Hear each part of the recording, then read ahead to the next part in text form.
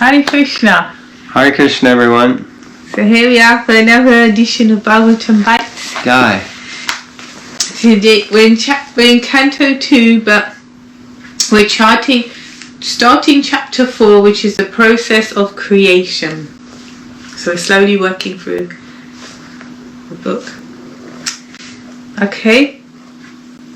Om Namo Bhagavate Vasudevaya. Om Namo Bhagavate Vasudevaya.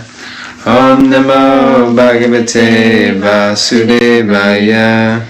Okay, text 1. Suta Goswami said, Maharaj Parikshit, the son of Uttara, after hearing the speeches of Sukadeva Goswami, which were all about the truth of the self, applied his concentration faithfully upon Lord Krishna. Purport. The word Santim is very significant. This means existing and chaste, and both imports are perfectly applicable in the case of Maharaj Parikshit. The whole Vedic adventure is to draw one's attention entirely unto the lotus feet of Lord Krishna, without any diversion, as instructed in the Bhagavad Gita 15:15. Fortunately, Maharaj Parikshit had already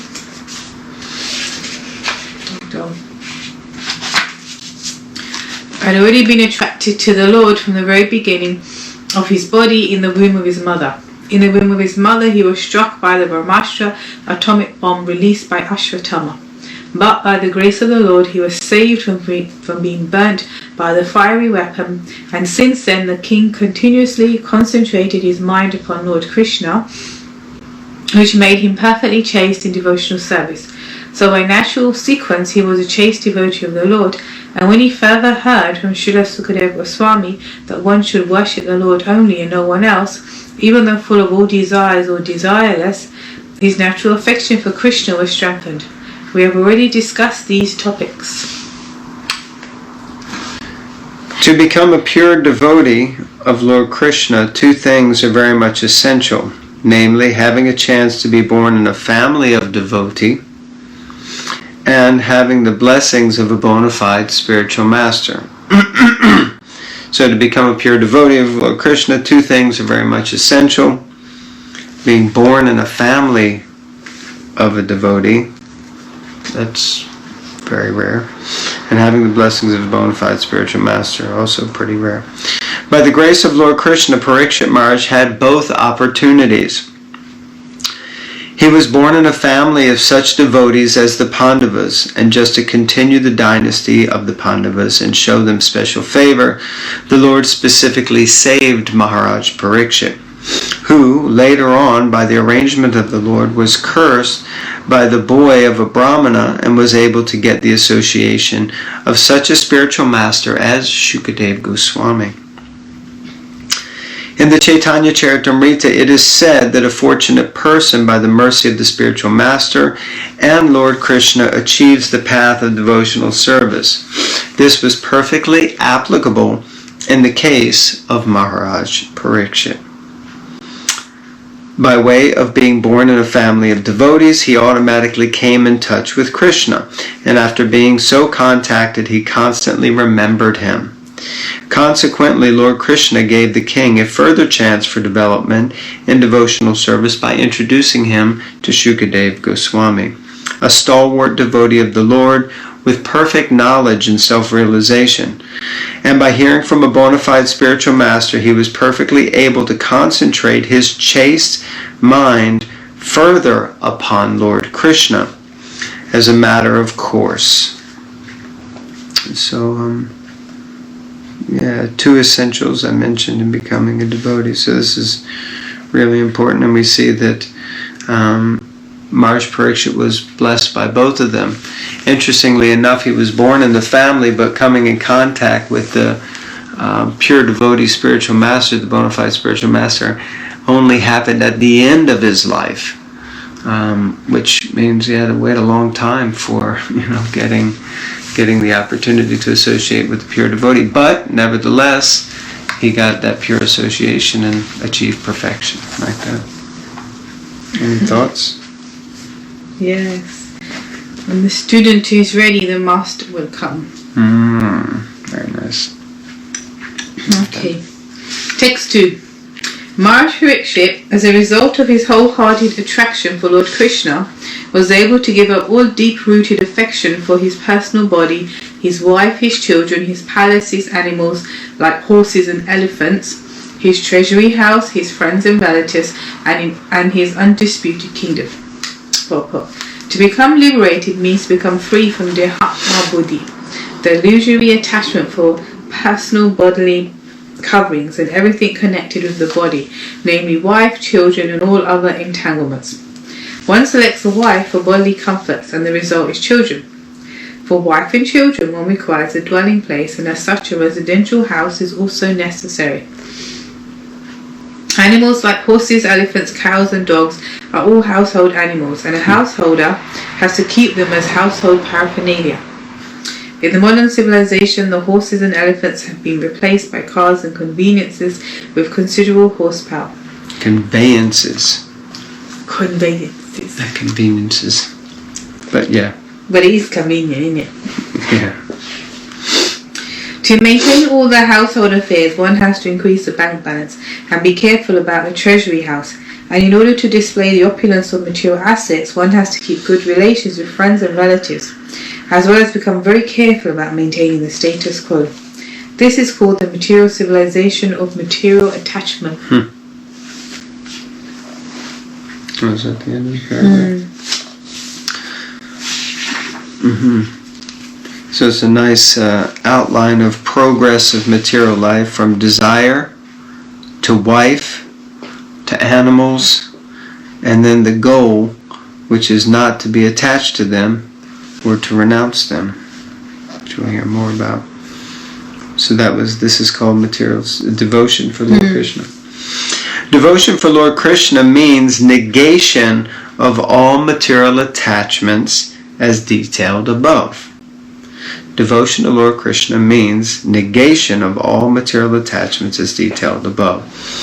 By the grace of Lord Krishna, Maharaj Parikshit was awarded all material amenities and an undisputed kingdom in which to enjoy the undisturbed position of king.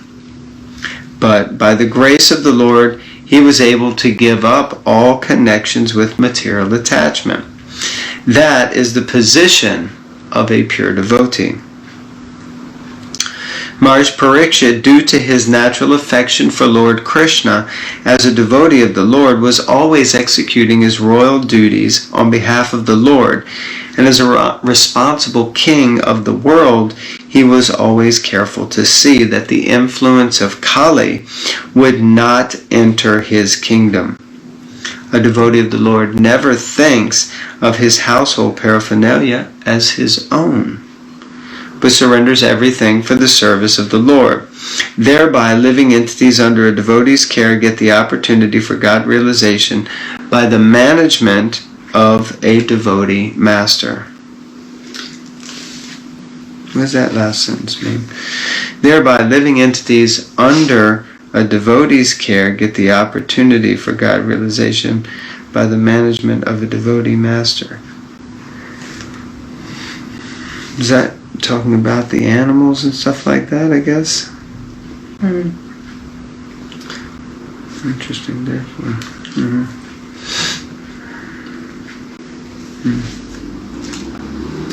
Attachment for household paraphernalia and for Lord Krishna go poorly together. One attachment is the path of darkness, and the other attachment is the path of light. Where there is light, there is no darkness, and where there is darkness, there is no light. But an expert devotee can turn everything to the path of light by an attitude of service to the Lord. And the best example here is Pandavas.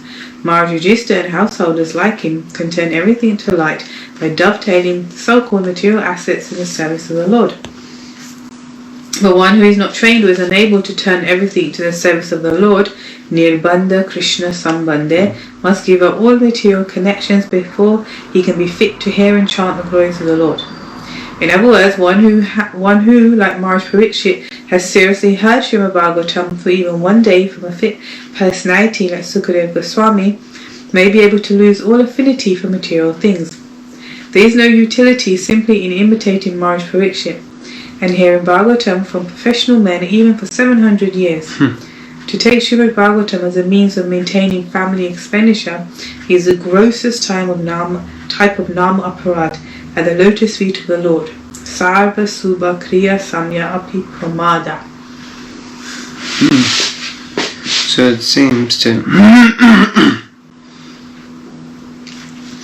try to earn money from reciting Srimad Bhagavatam is, well, it says here, the grossest type of nam-aparad. Hope we're not trying to earn money here. We're not. No.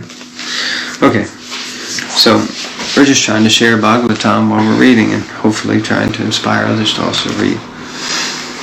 Okay, so, text 3 and 4. O great sages, the great soul Maharaj Parikshit, constantly wrapped in thought of Lord Krishna, knowing well of his imminent death, renounced all sorts of fruitive activities, namely acts of religion, economic development, and sense gratification, and thus fixed himself firmly in his natural love for Krishna, and asked all these questions exactly as you are asking me.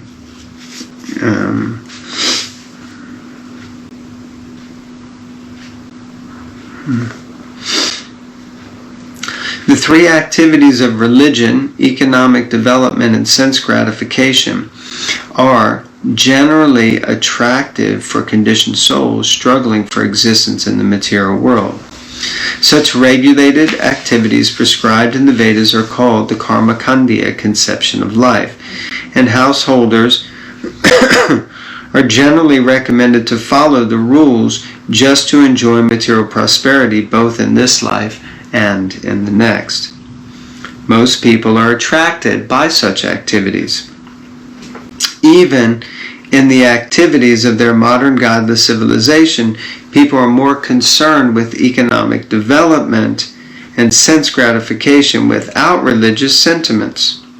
As a great emperor of the world, Maharaj Parikshit had to observe such regulations of the Vedic Karmakandya section, but by his slight association with Shukadev Goswami, he could perfectly understand that Lord Krishna, the absolute personality of Godhead, Vasudeva, for whom he had natural love since his birth, is everything, and thus he fixed his mind firmly upon him, renouncing all modes of Vedic Karmakandya activities.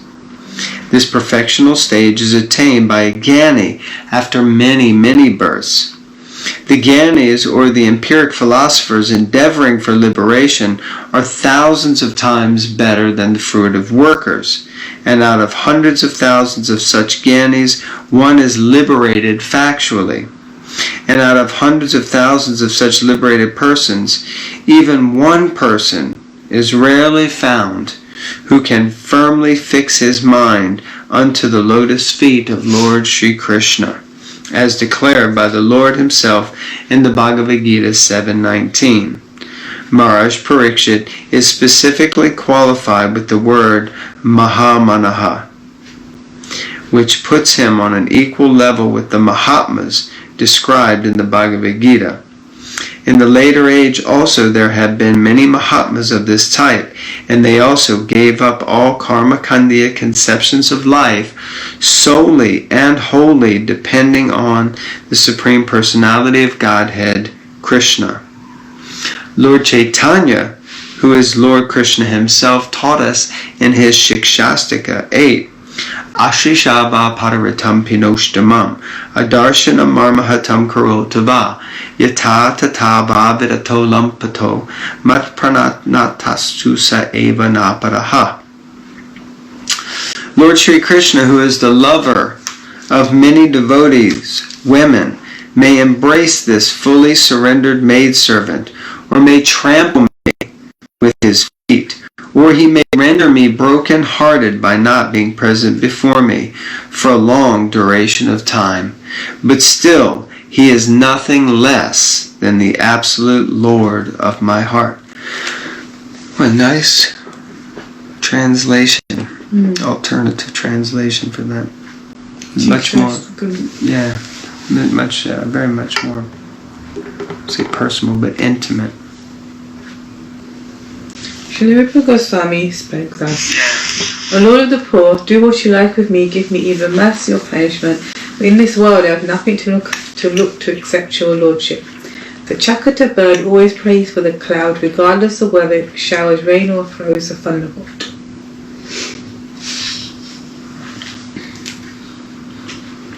Srila Madhavendra Puri, the grand spiritual master of Lord Chaitanya, took leave of all karma khandya obligations in the following words.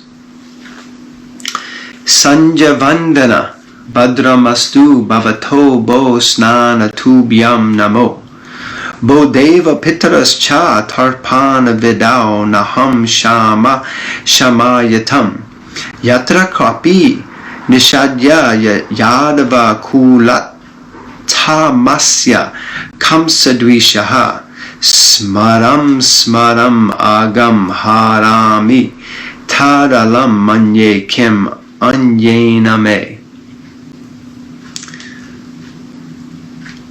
Oh, my evening prayer, all good unto you.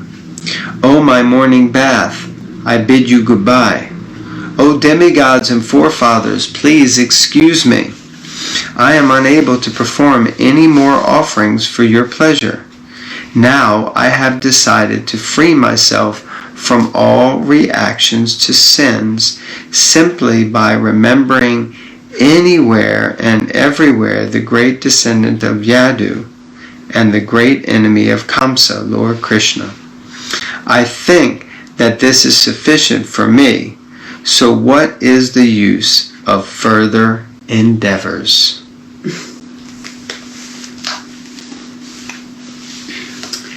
Srila Madhavendra Puri said further, let the sharp moralists accuse me of being illusion, I do not mind. Experts in Vedic knowledge may slander me as being misled. Friends and relatives may call me frustrated. My brothers may call me a fool. The wealthy Mammonites may point me out as mad. And the learned philosophers may assert that I am much too proud. Still my mind does not budge an inch from the determination to serve the lotus feet of Govinda, though I be unable to do it. It's one of my favorite statements by Madhavendra Puri. I think it's Madhavendra Puri, isn't it? No, it says Madhavendra Puri. It's such a powerful statement. If you read it, that the sharp moralists accuse me of being illusioned. You know, he's saying, so those who are so moralistic, they can say, all right, you're illusioned. I don't mind. Experts in Vedic activities may slander me as being misled. So it means the Vedantists or the Gyanis, basically. Friends and relatives may call me frustrated. My brothers may call me a fool. The wealthy Mammonites may point me out as mad.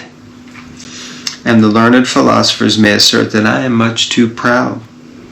Still, my mind does not budge an inch from the determination to serve the lotus feet of Govinda, though I be unable to do it.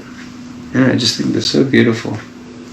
And it's just like complete determination to serve the Lord despite whatever anybody says. It doesn't matter.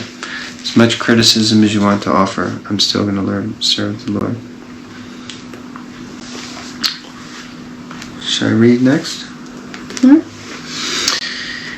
And also Prahlad Maharaj said, Dharmartha kama ito yo bihitas trivarga iksha trayi naya damo vivida charvarta manyetad etad akilam negamasya satyam swatmarpanam swa surida paramasya pumsaha.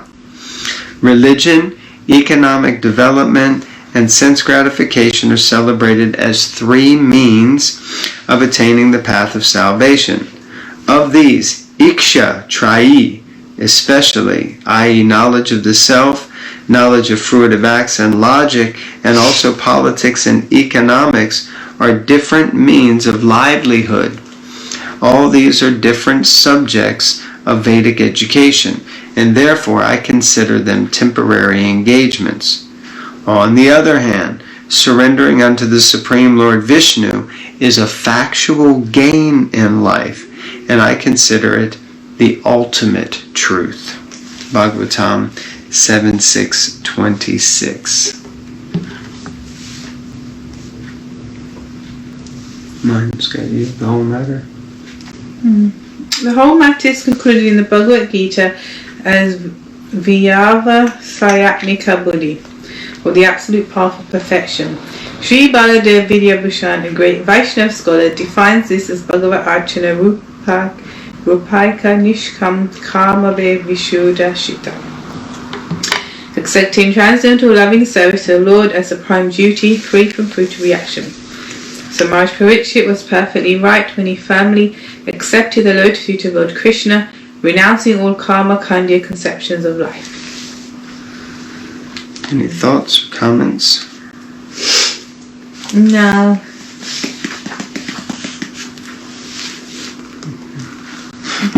Should stop there. Yeah? Yes. Okay. Alright, so we'll conclude there. We made a good start on the 4th chapter of the 2nd canto, and we'll pick up with text 5 next time. Hare Krishna, thank you very much, and just a reminder that we had this beautiful Bhagavatam, 2nd canto, part 1, with their lordships on the front, so anyone who's interested, and if you'd like a copy, please let us know, and we'll happily get one out to you. Thank you very much. Hare Krishna. Hare Krishna. Rantaraj Srimad Bhagavatam Ki. Jai.